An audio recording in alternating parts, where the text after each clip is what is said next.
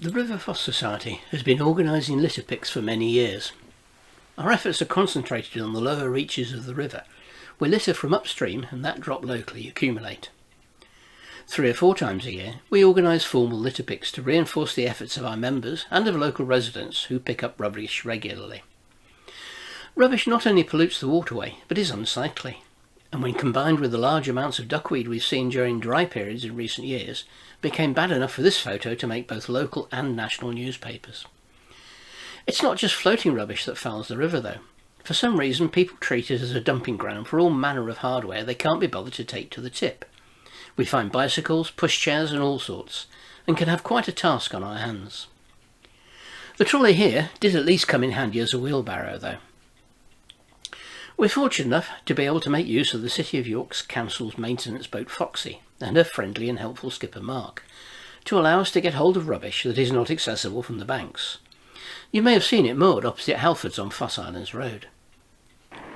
On the day, our intrepid litter pickers gather for tasks to be assigned to them, with some combing the banks and others manning the boat. Lifebelts on and a safety briefing given, it's time to cast off. The big advantage of using Foxy is that we can get to parts of the river where there is no pedestrian access, such as here in Wormald's Cut.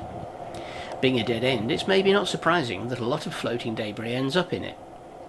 Foxy may not be the most graceful of craft, but it is manoeuvrable, and the pontoon attached to the bow makes for a safe and convenient platform to work on. Inevitably, the varied water level of the river means that a lot of floating rubbish ends up caught in the shrubs along the bank, and we've bought some efficient long-handled pickers to enable us to get at it safely and easily. Well, fairly easily anyway.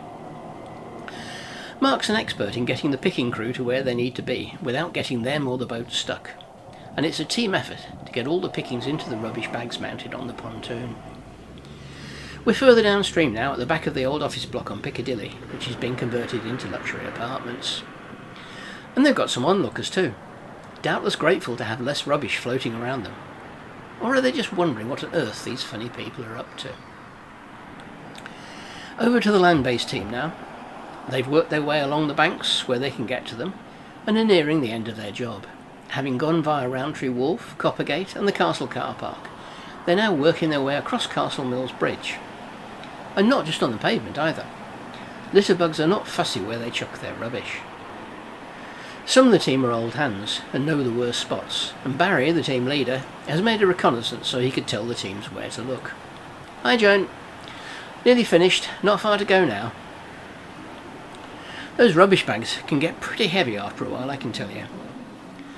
The team will finish off with a final look around Castle Mills Lock, most of which has already been checked over by another member of the group. A carpet of duckweed has formed here in the dead end of the lock, giving it a bit of an ominous look.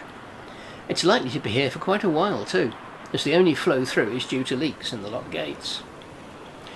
There's nothing like as much rubbish around today, probably due partly to fewer visitors during lockdown and its aftermath, and partly to the efforts of the increased number of walkers who clean up a lot of the rubbish before it enters the river. Right, well that's the end of today's pick. All the rubbish will go on board and be taken back to be loaded onto a council truck at Foss Islands Road where we started.